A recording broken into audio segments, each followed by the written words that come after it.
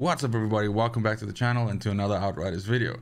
Today is specifically for Devastators, more for new Devastators, people that have just recently finished the level 30, just recently finished the story, starting out to do expeditions and wondering how to start setting up a build.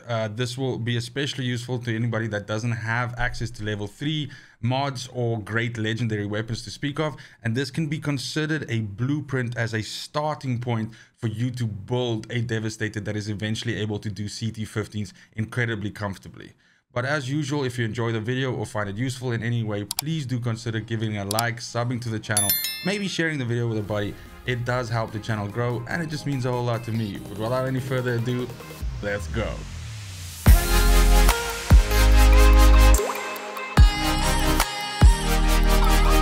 Now for me, I gotta say that it makes the most sense to build an anomaly based Devastator, especially when starting out, because you can scale very well into that with some of the level 1 mods that are available to you. And it just makes sense because the Devastator is the one class out of the 4 that doesn't have access to a intrinsic firepower ability like volcanic rounds or blighted rounds or twisted rounds.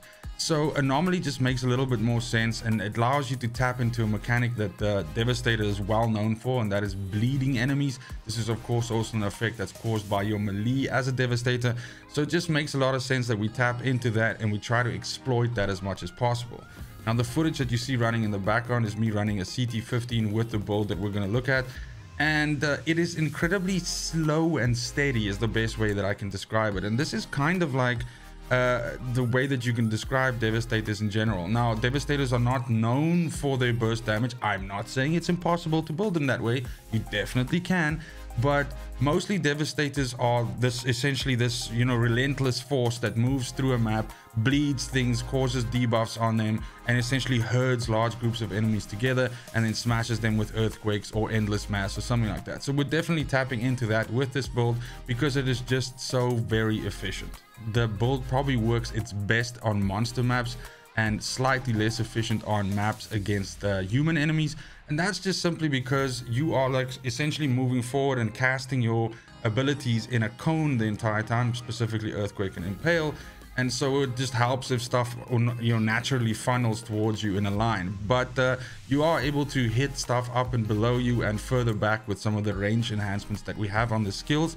And overall, I would say that this is there's a very specific Devastator build that revolves around the Seismic Commander set, and the way that this is set up as a blueprint, it really lets you practice for when you actually get those pieces. And as you start picking up some of those pieces and swapping them in for the gear that you have on for this, you will see your power level exponentially shoot up. And that's really the point of the Devastator, is while you start out not necessarily being able to deal that much damage, especially at the beginning, you are able to take a lot of damage. And that is a true testament of just how sturdy the Devastator can be. As you can see in the footage, you're able to go toe to toe with most things without ever dipping into low life, and you're just able to take a lot of damage. And that's truly one of the things that, if you're used to playing any of the other characters a lot and you've never tried a Devastator, which is a real eye-opener once you actually start, you know, dipping into trying out some builds with the Devastator. For me, it's a case of that whenever I build these budget builds, of which I've done one for the Technomancer and I've done one for the Pyromancer, once you start pushing into CT15s and you're only using level 1 or 2 mods, it can kind of get a little bit sweaty. But that feeling is never there with the Devastator. It is this really just calm and, like I said, slow and easy as you go through it. Now I do think some of the other classes can do it faster, especially when starting out with starter gear, but the point is you're never in any danger with the Devastator, and that in itself has its own appeal. And when we get to the actual build itself, let's go ahead and look at skills first. So as mentioned, we're using Earthquake, we're using Impale, and we're using Reflect bullets. Now the reason for each one of these is Earthquake is basically your main damage dealer, and we have 2 of them.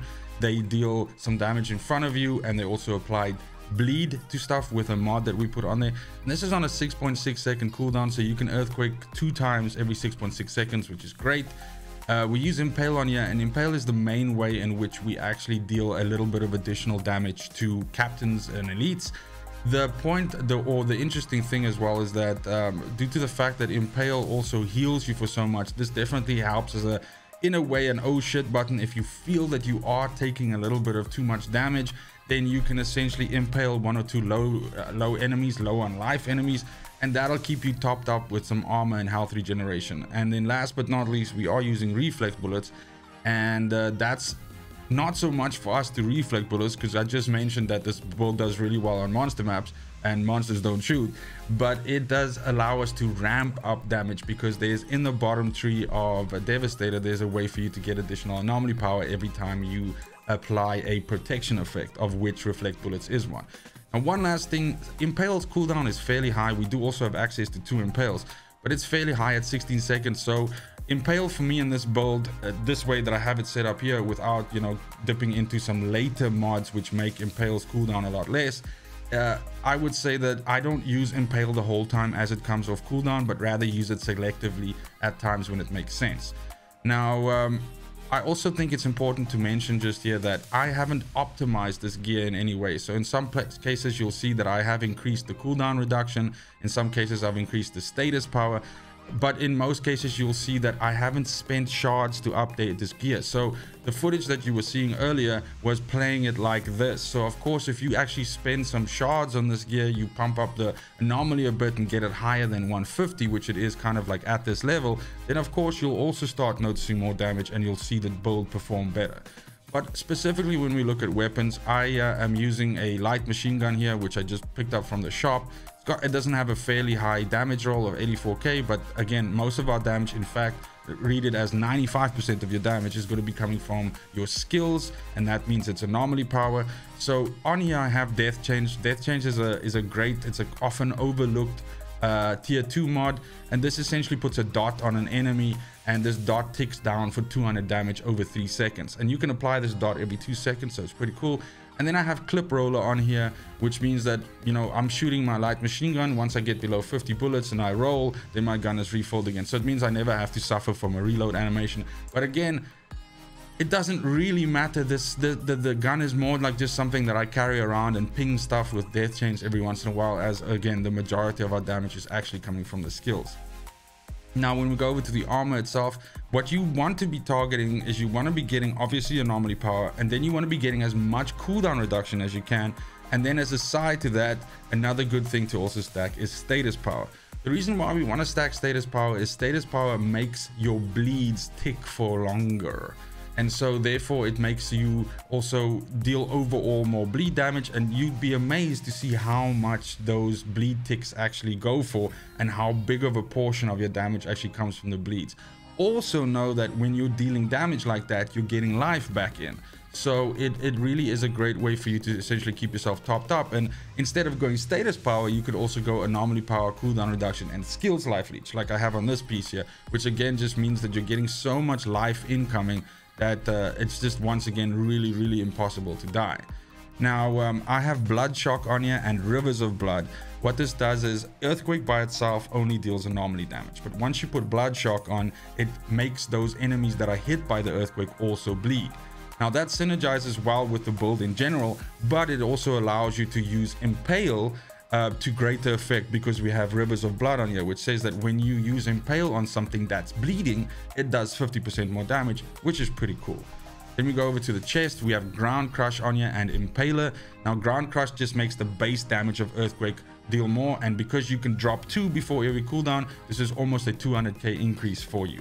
Now impaler says that you can activate impale one more time before it goes on cooldown. So remember, we have 2 impales, 2 earthquakes on this build. So then when we go to the pants, we have untamed power on here. Now you'll learn to love untamed power on a Devastator for 2 reasons. One, if depending on which way you build the Devastator, but especially if you go into anomaly power, you are going to be driving your cooldowns down very far. And a lot of the times you're going to be engaging enemies from a close range, because also another very popular way to play Devastators, of course, is to involve the moaning winds, reloading mechanic, all of that. But even if you don't do that, a lot of the times you are going to get charged down, you are going to get pushed, or you might be putting yourself into close range by leaping onto something. And so in that case, basically untamed power is a lot of free damage that you get, because every time when you activate an ability, you have this anomaly power pulse that goes out, and in my case deals 44k. Now the higher you stack your anomaly power, the higher this damage is. and it's on no cooldown. So if you drop 3 earthquakes quick in a row, that's 1, 2, 3 effects that it basically pulses out. Now, the really cool thing is even your melee counts as an ability. So even if we melee, you do this pulse like basically around you. So it's just a lot of free damage, and you can see in your damage report at the end of the map just exactly how much this actually adds on. And it is a really popular mod to stack onto Devastator, again because you always engage in this close range. Now 5 meters doesn't seem like a lot, but it's quite a bit, and so you can kind of like get used to playing this way and always have it, you know, dealing its additional damage. I have damage absorber on here. Ideally you don't need this because you are getting so much life gain and regen and everything like that in, but this is just that extra durability cherry on top. You can't see it here, but if I go and I just press shift, then you can see that my armor is on 209k, which gives us 80% physical damage reduction with a resistance factor of 10%. Now that means you are taking very, very little physical damage, if any at all, and you are out healing any of that. And I also just like the fact that damage absorber gives us that little 10% of resistance, which of course helps you against anomaly damage, which you are not that protected against as you are physical damage. And when we go over to the gloves, we have Spike Forest and we have Earth Legacy. Now by default, 1 impale equals 1 spike up from the ground. So Spike Forest allows you to get 2 spikes up. Remember, if you post 2 guys up, you get the regen from both of them, so that's additional life gain for you. And then Earth Legacy, this increases the distance of Earthquake. Earthquake by default is not that far, and it's always difficult for me to gauge range in this game, but I would peg it between 10, I would peg it in the close range area, meaning by between 10 and 12 meters. So this increases the distance out by quite a bit, and it really does help you to, once you're running into an arena and you have a whole bunch of enemies pushing you in the front and a couple of snipers sitting in the back, by correctly positioning it and getting used to this, you can actually hit the entire row of enemies like that, and it is super satisfying to drop like 10, 12, 15 enemies and just see their life tick down from all the bleed. Then when we go over to boots, we have our second earthquake here, and we have bloody boost, which just increases our damage to enemies that are bleeding by 15%. By default, everything that you use earthquake on is going to bleed. And also remember, you have access to your melee, which you can either use as a single target or as an AoE, and that also causes bleeds. And again, once we look at the class tree just now, you'll see that we are trying to also get those bleeds to tick for as long as possible to allow you to benefit the most from this. Speaking of which, let's go on and go to the class tree then. So of course, this is an anomaly build, so we're going to go bottom tree. And this is a very similar setup to what you would eventually build if you actually have the seismic commander set, and that's something that you want to, you know, finish up with.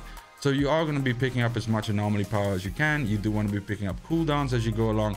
This is the ramp up mechanic that I was referring to. So how Paladin works is every time when you activate a protection skill, you get 45% more anomaly for 10 seconds. Now, the cool thing about reflect bullets is how reflect bullets works is when you turn it on and immediately turn it off, you get a refund on the cooldown of that skill for the amount of time that was left on it. So if you use it in that way as like a little buff button, you can literally turn it on and off. And when you turn it on and off, it has a cooldown of 1 second. So by correctly managing your cooldowns, you can make sure that you always have this paladin buff. And that's just a flat 45% increase on your anomaly power, which is huge. We also go to the top here because strong armor the anomaly is one of the most powerful resistance piercing ramps that we have in the game, and it belongs to the Devastator. This says that when you use the class melee, it increases your resistance piercing by 15% for each enemy that you hit for 10 seconds. So if you run and you do a big AoE melee into a cluster of enemies, you are getting 60% resistance piercing for 10 seconds, which is huge. We also then just going along here, we're picking up more resistance piercing as we go there. We do want to be picking up any nodes that empower our bleed. So whether it's making the bleed last longer in its duration, whether it's making it tick more for when it deals damage, we want to be grabbing those.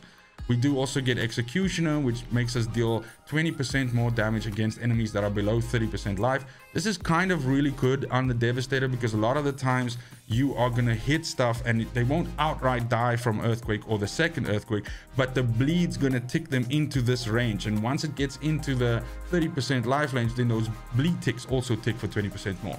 So it's a good revolving mechanic around that.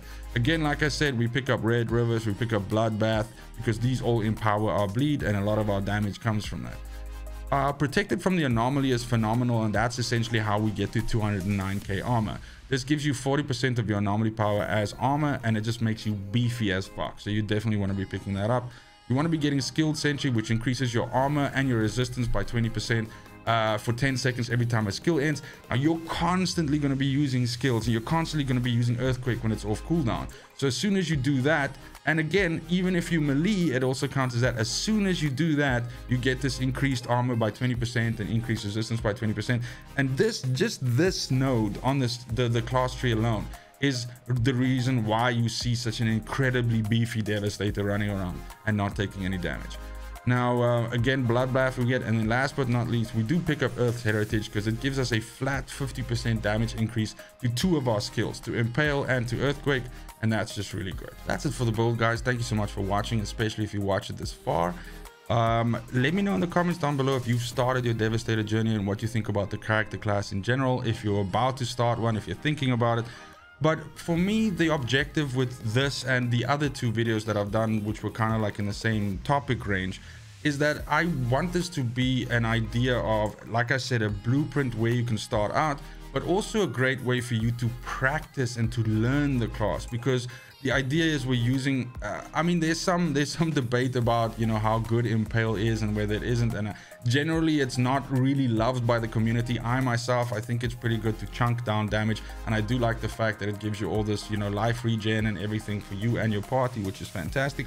But the bottom line is, this is a great way for you to start out with playing the Devastator. The way this build is set up, it kind of wants you to also roll melee into your rotation and get used to doing that. And a lot of new players that are starting out, especially if they come from a character class like Technomancer, where they're always used to shooting from afar, they don't really use melee in their rotation. So this is a great way for you to get into practice in doing that and essentially get your head around that. But that's it. Again, it's just super important to me that you have a fantastic morning, a great afternoon, and an awesome evening wherever you are in the world.